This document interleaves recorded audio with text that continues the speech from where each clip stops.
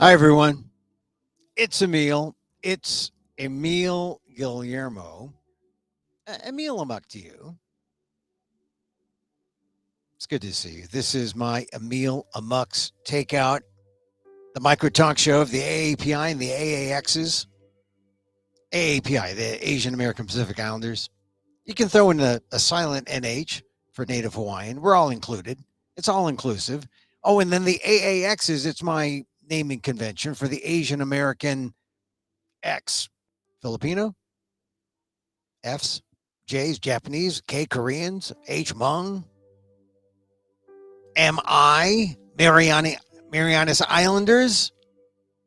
Hey, I'm all inclusive. That's why the last slash says the micro talk show of the AAPI, the AAXs, and the ALL. That's all the rest of you. You don't have to be all those other things. It helps because I'm looking at the news from an Asian American perspective. Now, my good buddy, David Feldman, who hosts the David Feldman podcast, and he has me on, and I talk, and he said, I listened to your show, and I admire you because you just open up the mic and talk. That's like, I guess, equivalent to someone just like taking a blade and bleeding for an hour or less, depends. And he said, he admired that, but he said, you talk a lot about identity. And I said, well, and I've known David Feldman a long time. He's an old friend of mine, comedian. We knew each other in San Francisco when I worked at the NBC affiliate. We both worked there. I was a reporter. He was a great assistant to news people. He was there. He was working on his comedy career. But when he knew me in the 80s, I really didn't have this sense, a strongest sense of Asian American identity, a strongest sense of Filipino American identity. And, it's fairly clear this week, if you read my columns on the Asian American Legal Defense and Education Fund blog, why that's so. In 1982, after Vincent Chin had his brains beat out of him, there was a discussion over whether or not Asian Americans were covered under the civil rights laws, if you can believe that. I mean, before, there was an effort at the federal level to go after the perp who murdered Vincent Chin. I mean, there was that discussion. It was still a binary black-white world back then. And so guys like me, guys and gals like me who grew up and we're trying to make our way in American society, we saw ourselves as part of the civil rights struggle, but a lot of people didn't. And when Helen Zia told me about that in 2017, about that being the case with Vincent Chin, it really was kind of mind-blowing in a way that late in the game, after the Civil Rights Act, we, meaning Asian Americans, were still having a hard time saying, here we are, we matter, we count. And maybe that's why a lot of us just sort of kept our heads down and just, we know how to succeed. We know how to get ahead. Just keep working hard. We'll get to where we want to go until we can't go any further. Because some invisible hand, sort of like Adam Smith, sort of pulls us out and says, no, you can't go there. And maybe for me, it wasn't until the mid-'80s that I began to see that I began to be much more knowledgeable about the Asian American experience and about the Filipino American experience. Because, certainly when I first met my friend David Feldman back in San Francisco in 82, I just had that, you work hard, you'll get rewarded. Oh, you mean there haven't been any Filipinos working in this newsroom ever before? Well, they just didn't work hard enough. Did it occur to me that maybe it was racism? That maybe that there was some real discrimination at play? No, because I have good faith in our country. I have good faith in people. I have good faith in our society that hard work, honest, ethical, hardworking people will be rewarded. I was really naive. I was really naive. So, I was, it was a way of telling David that I did not have this sense of identity politics. Also, consider the fact that it was only 1965 that the gates were open and allowed all of us, Asian immigrants, to come in. Right? There had been this damming up of immigration until the 1965 Hart-Celler Act, the Immigration Act in 1965, opened the door and said, those racist quotas, they're racist, they're illegal, let people in. There are still some problems with the Filipinos because there's a backlog, and it takes, after you apply for a visa, it still takes 10, 20 years to get in. But the gates really flew open in 65. Here we are, in 2021. Now, there's about 21, 22 million. If you count all the mixed race, maybe up to 23 million people, Asian Americans. And we count, we matter, we're here. Identity. People have been talking about identity since the 60s. But it hits people at different times, right? If you caught show 150, this is show 159, by the way. If you caught show 158, yesterday's show, and I did repeat it today, I'll repeat it throughout the weekend. I'll repeat 158 and 159 throughout the weekend on various platforms if you missed it. But I talked to Professor Daniel Phil Gonzalez. We talk about Filipino American history because this is October, Filipino American History Month, and we talked about some of the salient points. And he was saying, hey, in 68, they fought for College of Ethnic Studies at San Francisco State University. Only now, 2021, and only because rich Asian American alumni gave 40 some million dollars to Harvard, are they now officially beginning to open up this, maybe an Asian American studies program like no other. Let's hope.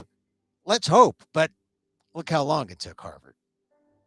Meanwhile, San Francisco State and my friend, Professor Daniel Phil Gonzalez, right there at the beginning, 1968, with the student strike, a whole team that brought together the College of Ethnic Studies that remains there still at San Francisco State. You had Filipino studies, Asian American studies, all the other ethnic studies right there. It's not that young a thing. It's been around, but the consciousness certainly has been raised now that the populations have grown. Now that we have, are we at critical mass? When the minorities are the majority, right? And it's happening sooner than later. They had predicted 2050 and then they keep dropping 2030. Now we're at 2021. It's probably going to happen by 2025. It's already happening in California. This is the new reality that people are dealing with. And, we still have to think about identity. We still have to think about identity politics now, because it's part of the truth. That's part of who we are as Americans. I've been dealing a lot with identity lately since I've discovered, mindfulness approaches and techniques. And one of the things that I have uncovered is this idea of how we look at ourselves, the identities, and how we identify who we are. And if you just list, like make some lists of like, here are some identities. I'm a bowler. I'm a sports fan. I'm a, a writer. You just take a piece of paper and list out all the different identities that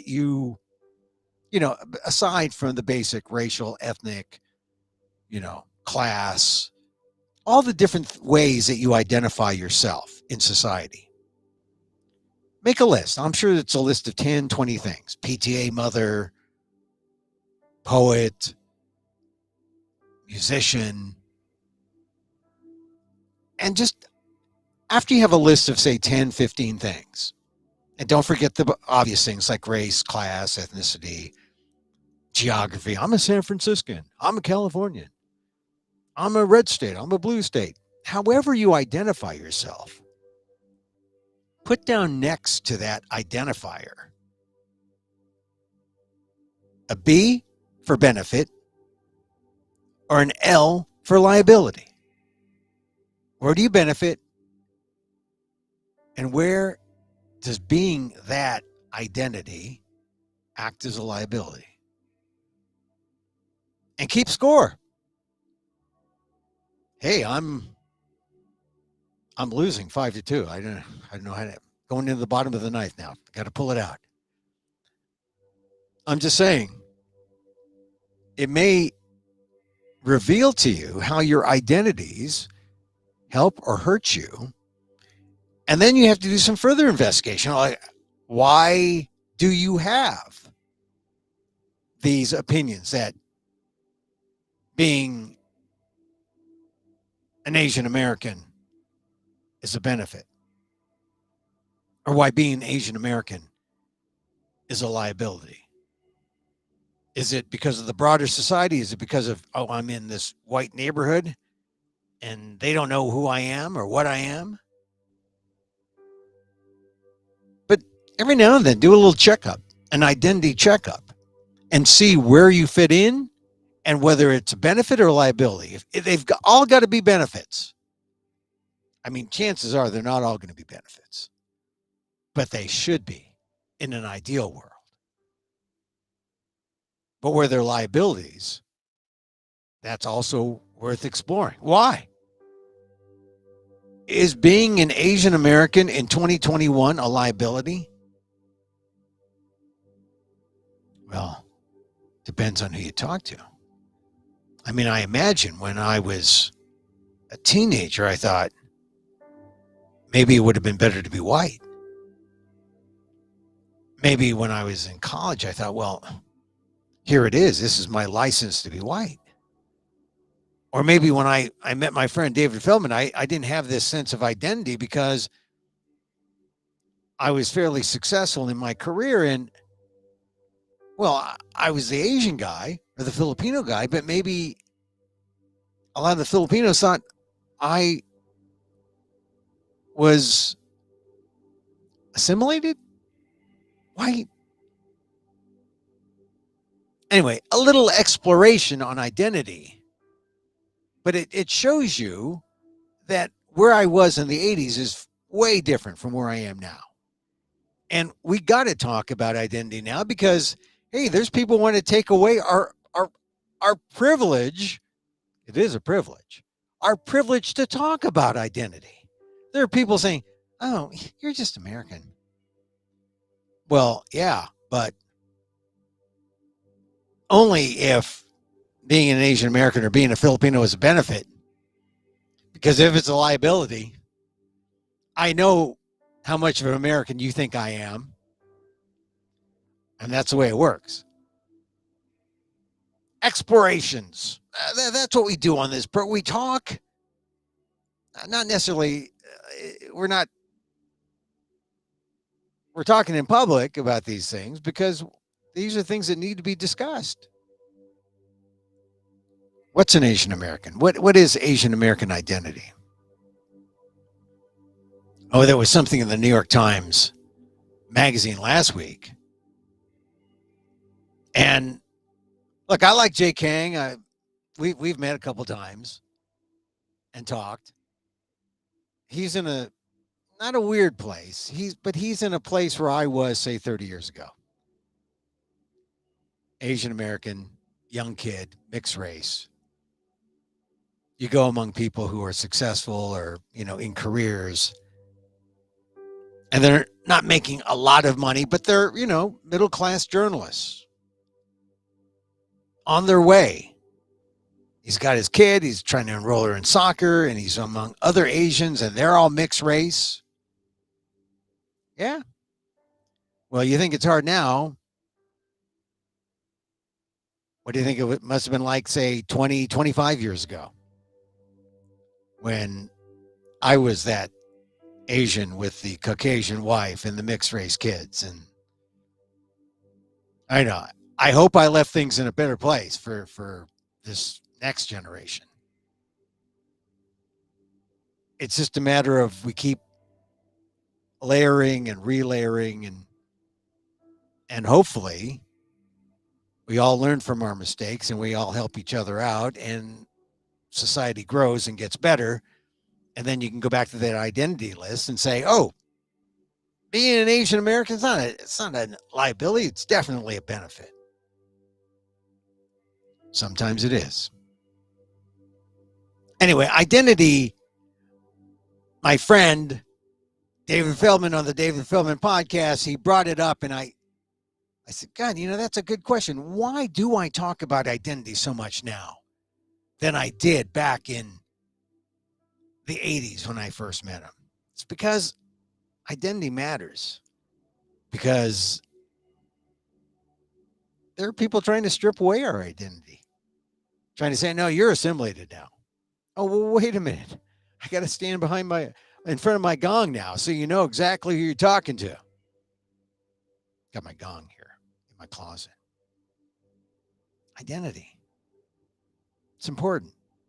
And part of identity comes with knowledge. That knowledge comes through history, the history that we're taught in schools. What kind of history were we taught in schools about Filipinos? I'm like 2 paragraphs worth? Oh, that's about the size of an average Filipino. I saw something today that's ridiculous. Texas schools where teachers are saying, well, we're going to teach the Holocaust, but I don't know if we can because we have to have an opposing view. The opposing view to the Holocaust, presumably you have an anti-Holocaust view. The opposing view to what should be taught in schools is Adolf Hitler. Adolf Hitler, the proponent of the Holocaust. You don't need an opposing view to the Holocaust. But this is how people are so gun shy and how they're not clear enough about the moral truth so that they get all kind of like, I don't know what to do. Oh, where's the authority? Who's going to tell me what to do? They're not strong enough, smart enough, educated enough to be independent thinkers to know, hey, morally, we just have to get at the truth. I wish more teachers were like that in Texas. But instead, they're the parents who say, hey, wait a minute. I don't want you teaching my kids anything that I don't want taught. Wow. That means we must assure that the next generation is as dumb and ignorant as their parents? That would never do in the old America. Anyway, identity. Still an issue, more of an issue, a greater issue as our country moves toward this new look, this diverse new look. Not just in California, not just in Texas, but all over. And, when I first heard about this idea, minorities being the majority, people of color growing, I think I first heard about it in 1989. I was excited. I thought this is going to be the solution to racism. We're going to have a love interest in everyone. We're going to mix. It's going to be great. We're going to be one America. Oh man, was I naive. Here we are, 30 years later, more divided and more in need of people just talking honestly about what's going on. Because if we came together and understood there's only one right way, teaching the opposing view to the Holocaust? Nah. I mean, it's getting ridiculous now. Yeah, I can understand. Well, we can't teach them Filipino American history because the Philippines. Well, they were our colony, but we don't. A million people lost their lives, civilians, but we don't need to teach them about all the bad wars. I mean, Vietnam's enough, don't you think? We don't have to teach them about the Philippine American War, where we bought the Philippines and they just went ape about stuff. They went amok, right? That's no good. We don't have to teach people that. Yes, you do. Yes, you do. You know what's funny? For the African American community, there were the Buffalo Soldiers, right? The Buffalo Soldiers who went through America and they were taught to go after the natives, the indigenous, right? The Native Americans. They were so successful that they sent them to the Philippines to beat back the Filipinos. One smart Buffalo Soldier led a revolt to say, what are we doing here to the Filipinos? They're our brothers.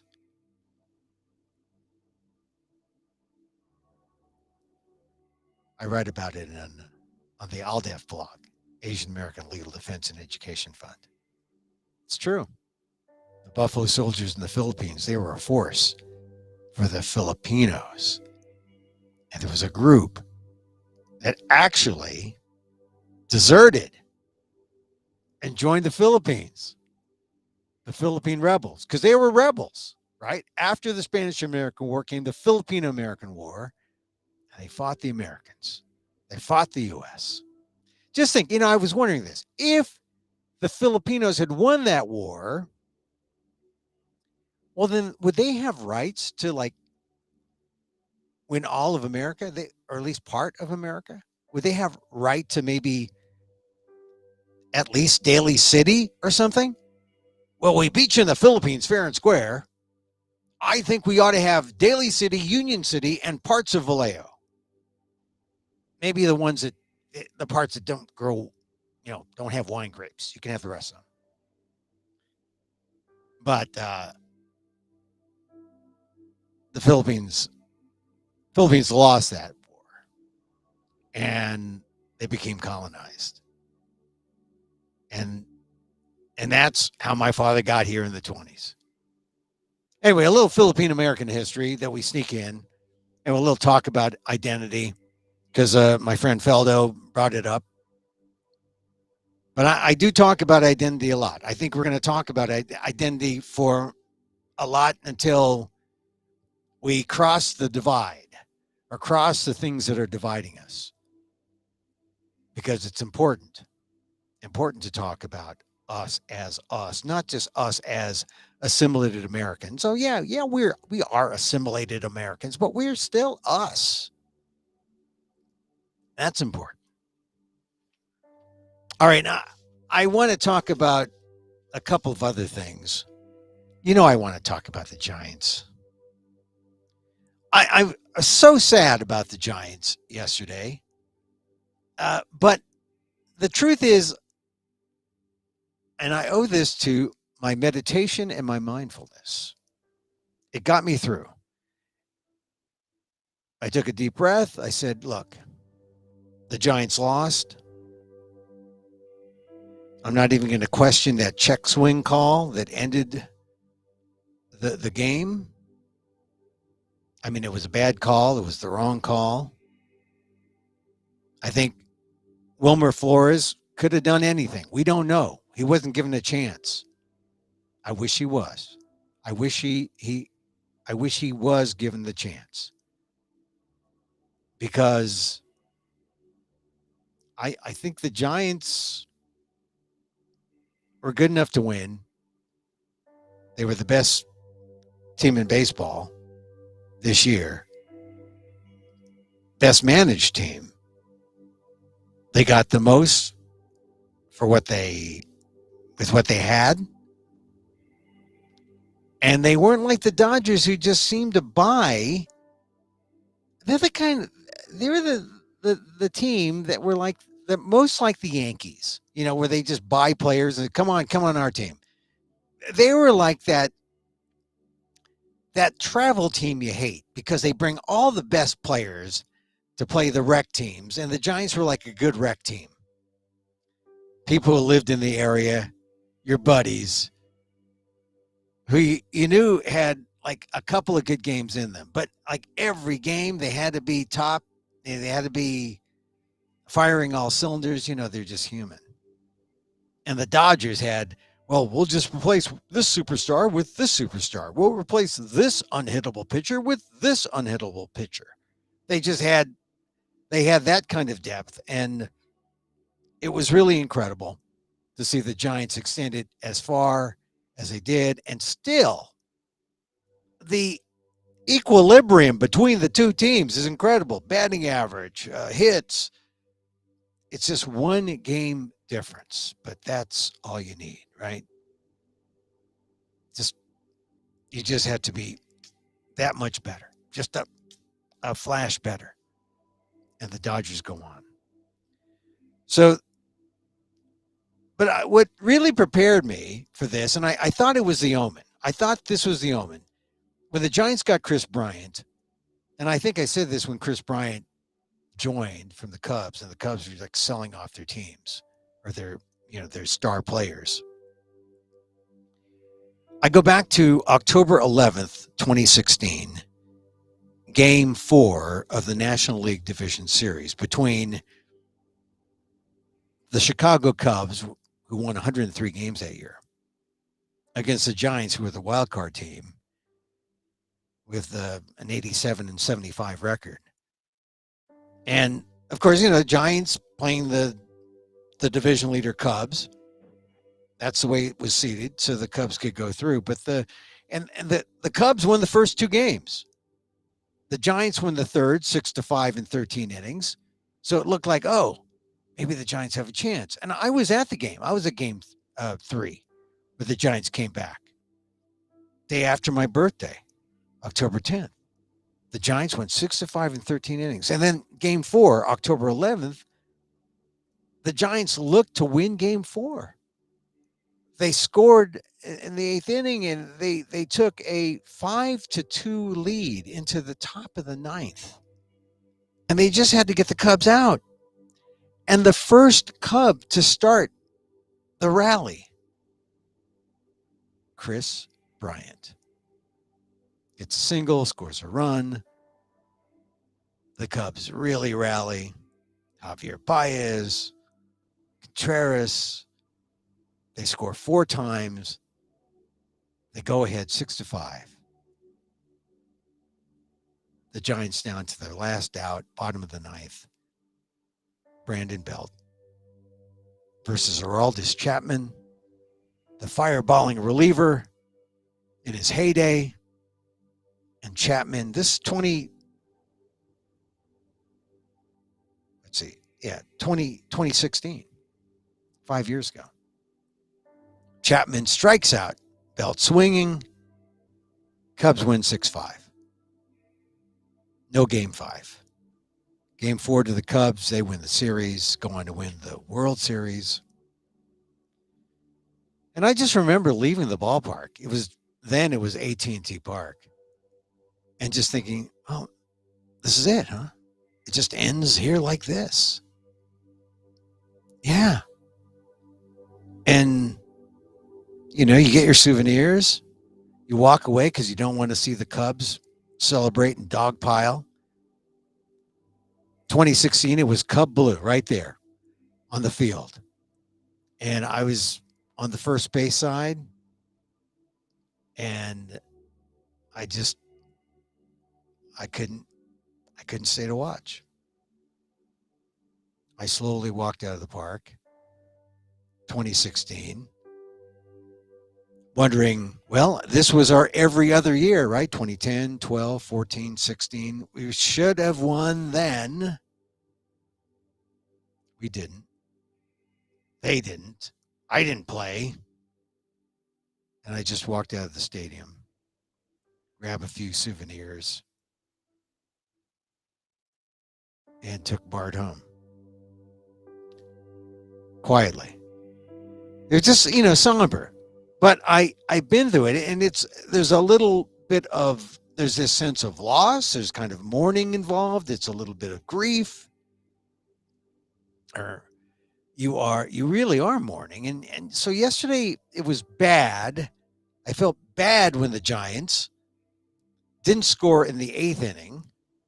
But I thought, if they scored in the eighth inning, the bottom of the eighth, then you couldn't have a kind of classic call like Bobby Thompson, the Bobby Thompson homer. The Giants win the pennant. The Giants win the pennant. You couldn't have that in the bottom of the eighth. You could only have that in the bottom of the ninth. So we were set up for the bottom of the ninth, but first, of course, top of the ninth, the Dodgers score their one run.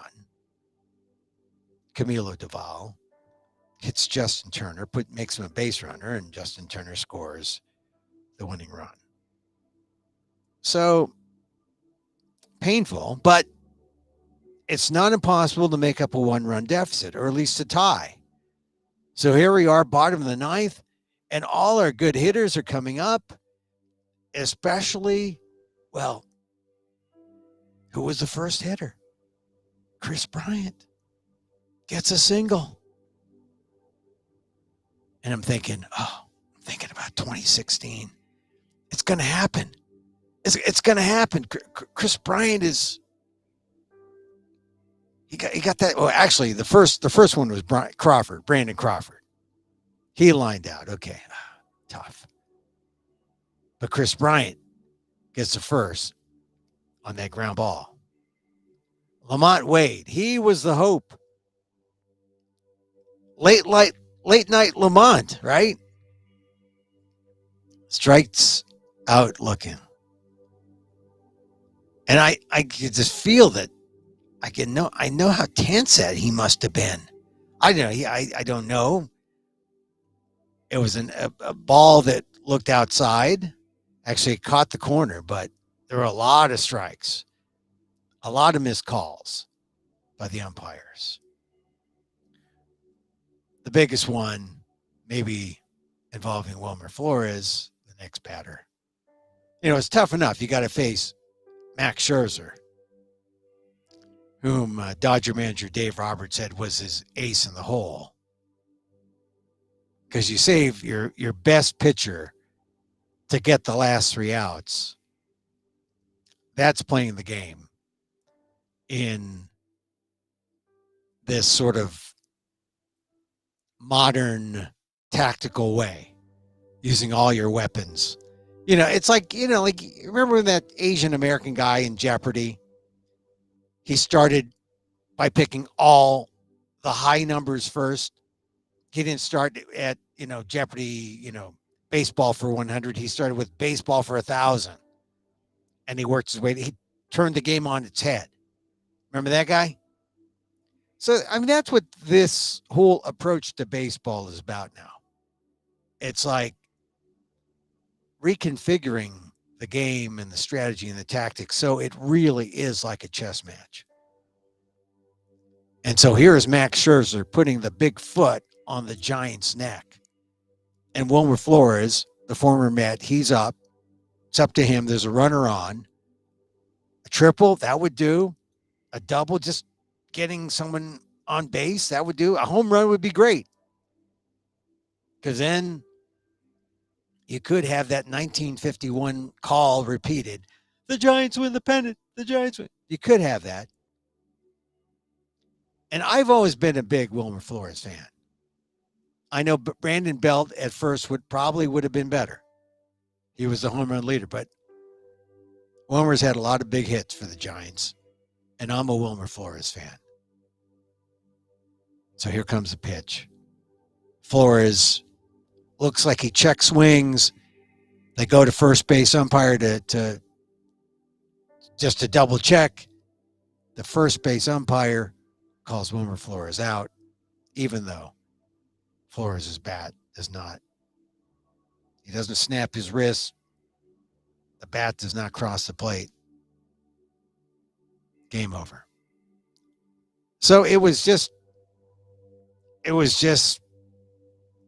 unbelievably disappointing because it was over just like that. It had to sink. You had to let it sink in, though. Dodgers win, right? So I, with the memory of 2016 and just being mindful about the Giants, I don't begrudge the bad call by the ump on the check swing. I just say, the Giants had one heck of a year. No one expected them to be half this good. No one expected them to finish respectably, right? People thought, the Diamondbacks, for sure, they would be better. The Padres, for sure, they would be better. No. The Giants were better than them all. Better than the Dodgers in the regular season. And then just was one run short in a Game 5 in the division series. So now the Dodgers go on to the championship series against the Braves. Probably they'll win. The Dodgers will go on to play the Red Sox or the Astros. I'm thinking maybe the Astros, although I'm kind of rooting for the Red Sox because, I have a little Boston connection. And then maybe it's Boston, who really didn't figure to be there either. And maybe it's Boston upsetting the Dodgers. I don't see it, but got to root against the Dodgers. But what really helped me is just, like I said, understanding that the Giants had a great season.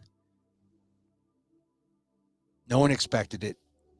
And, a little grieving. I have to admit, I consulted Elizabeth Kubler-Ross. Yeah. I skipped over denial. I skipped over a lot of the steps. I tried to go into acceptance. Accepting the fact that they lost. A lot of people say, look, why? Why does this upset you so much? And the fact is it shouldn't. It shouldn't. But we put so much stock in these things.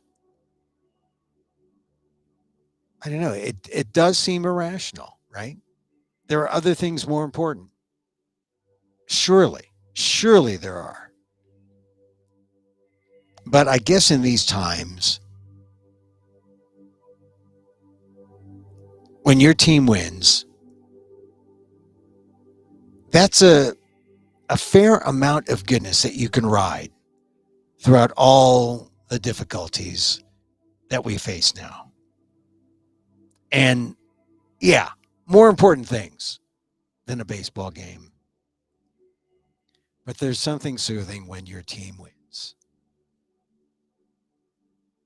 And there are still lessons to be learned when your team loses. Like, get over it. They had a good year. We'll get them next time. So, but what a year. 2021 San Francisco Giants. And I know that for some of you, you'll say, God, my husband's the same way. He just cried all night, or,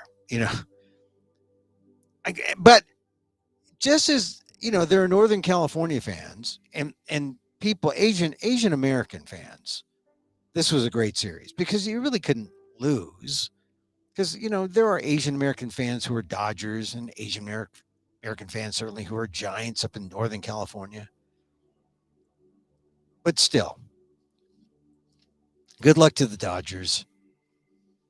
I hope they get beaten by the Red Sox or the Astros. And good luck to the Giants. I think they'll come back. They'll come back next year if, I don't know, a lot of it is, do the Giants want to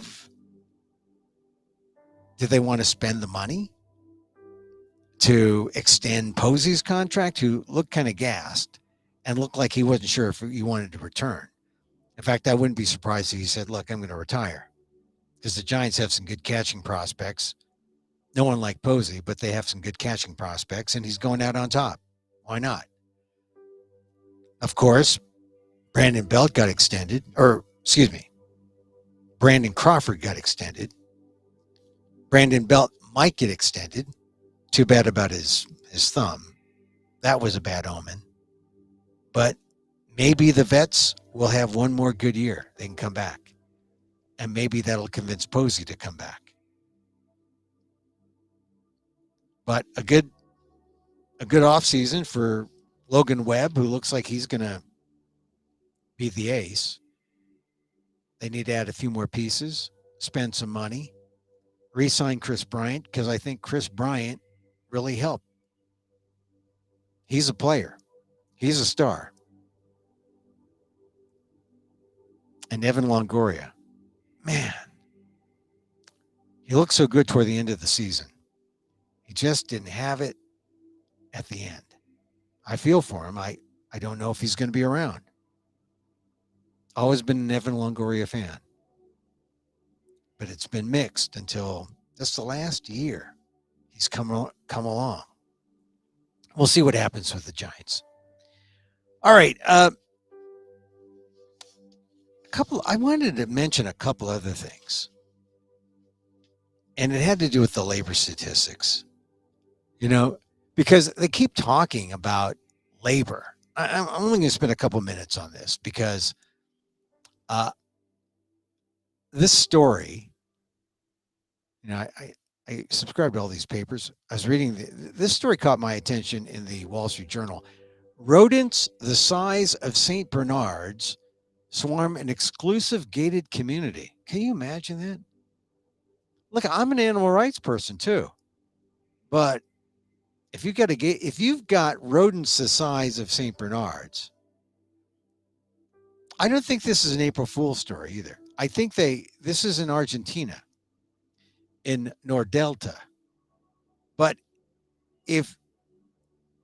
I think they run this story so that people in New York don't feel so bad. Oh, we have rats. Oh, you think you have rodents? You ought to see these in Argentina. They have gauchos on these rodents. They're so big. God, can you imagine? You need gauchos on these rodents?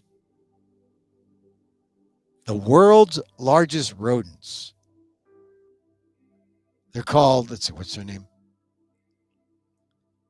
They're called capybaras. Capybaras. It's the most popular piece. It's the most popular piece in the Wall Street Journal because everyone says, oh, you think you've got big rats? I'm in New York and we've got bigger. Oh, no, you've got big rats, Argentina. I think that's the number one story in the Wall Street Journal today. This story, though, is good, too. 4.3 million workers are missing. Where did they go? I'm going to save this for next week because it's worth talking about. Because there's a reason why people are leaving the corporate world. And you can just read. Of course, this is reported in the Wall Street Journal because the corporations, they don't want to acknowledge this. But yeah, people are important in their world. Not much, but they are. I mean, there's strikes all over the country right now. There's a John Deere strike. I believe it's I forget what union, but they're striking in the Midwest. There's a potential IATSE strike in LA over streaming rights. They want meal penalties. I knew meal penalties as a member of After SAG because people say, "Oh, I got to work with a meal." That's a meal penalty. Anyway, this is the lead in the Wall Street Journal on this. 4.3 million workers are missing. Where did they go? Scarce labor is becoming a fixture of the U.S. economy, reshaping the workforce and prodding firms to adapt by raising wages, reinventing services, and investing in automation. Scarce labor. Think about that. So, as an adjustment to scarce labor, meaning there's not that much, we're the workers, right? They're, they're thinking about reshaping the workforce. What does that mean? More young people or more old people? Prodding firms to adapt by raising wages, of course. That's where the workers are holding out for. You got to give them something meaningful for their time. I mean, the idea of slave wages is a real thing if you're paying them under what is considered a living wage. You got to raise wages. Now, reinventing services, okay, yeah, that's a good thing. What do we want people to do for the money that we give them that'll make it more fair? And finally, investing in automation. Well, yeah, that's the corporate way. Get rid of the people, put in robots. Get rid of the people, put in mechanization. That's not the answer either. You got to invest in your people and you got to make it worthwhile to the people.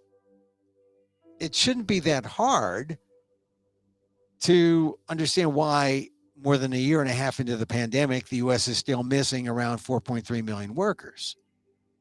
You know, some people have just given up looking for work because it's not worth it.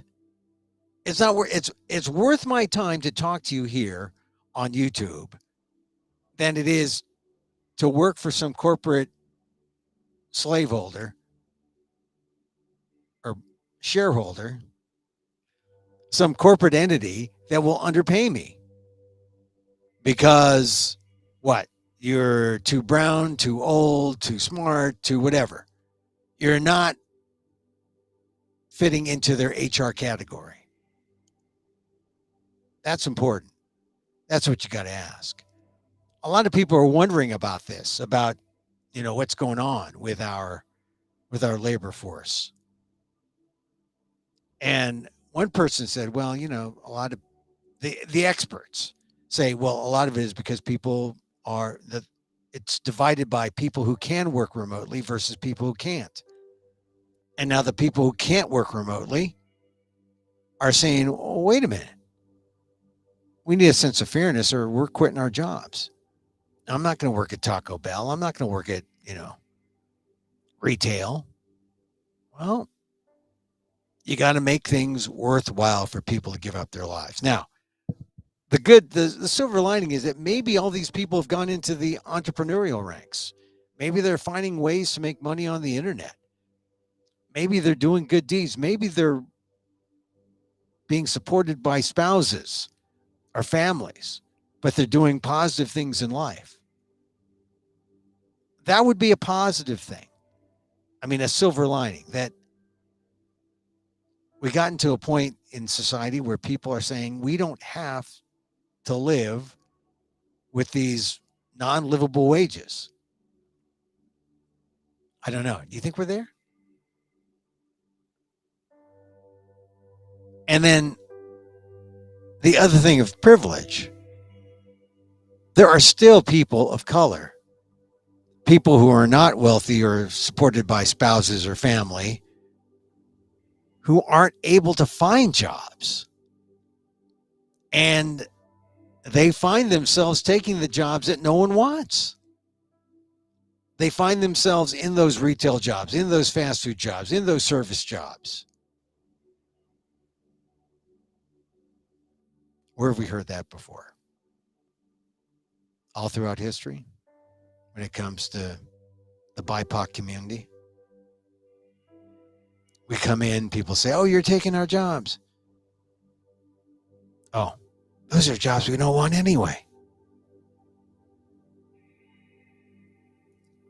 We've been here before. The question now is, in the old days, they opened up immigration and they said, come on in, Chinese, you fill our labor force. Then they excluded the Chinese and they said, come on in, Filipinos, you are our colonized people. Come be the labor force. And then they excluded them. What's going to happen now with immigration? You don't hear it talked about in terms of some kind of comprehensive reform. You don't even hear anything about the DACA folks. Not now. Biden's got too much on his plate. Congress has too much at stake with the Infrastructure Act. Although supposedly there should be some money for the DACA folks in that infrastructure bill, the social infrastructure, or the Reconciliation Act. We'll see. So when you hear people talk about 4.3 million, 4.3 million workers missing, just consider the fact that there are some Asian Americans who aren't working, who still want to work. What's going to happen? A way to think about that number, because it's been tossed around a lot. Are people thinking about a more meaningful life? Possibly. Something to think about. All right, we're going to end our show on that note. I didn't want to just end it on the Giants. I'm still, I admit, I'm still a little, I'm trying to be equanimous to it. Trying to say, yeah. No judgment. Giants had a good year. Let's move on. Let's look forward to the 2022 season. Because the 49ers are going to make us feel any better. And I don't know. What are the teams? Oh, the Warriors. The Warriors look good. And there was Stephen Curry with his wife. They were showing him on TV, watching the Giants game. The Warriors, they're the hope. They're the hope. Hey, look, we're here Monday through Friday. Yeah, Monday through Friday live, 2 p.m. Pacific. I'll replay some of the shows on all the different platforms. This is Emil Guillermo's Takeout Live, number 159, where we ask, what does an Asian American think about anything? You can email me at emil@amok.com. You can, let's see, what else? Oh, you can follow me on Twitter at Emil Amok, EMIL, AMOK. You can see more at amok.com. All my links to my columns on the ALDEF site, the Asian American Legal Defense and Education Fund. And you can always email me. Email? You believe Emil believes in email? Yeah, I believe in email. Emil is, let's see. Here it is. Emil@amok.com. Emil@amok.com. Hey, this is the Micro Talk Show, the AAPI and the AAXs and the ALL. If you're neither of those aforementioned groups, thank you for being here. It's birthday week for me. I learned a lot. I mean, if you're open and non-judgmental, you can learn a lot, even at this advanced stage in life. And it's been a good birthday week, except for those darn Giants. But that's all right. That's all right. I'm equanimous to that. Have yourselves a good, great weekend. And as I wish for me, I say to you, may you be safe. May you be healthy. May you be happy. And may you live with ease. Till next time, Emil Guillermo.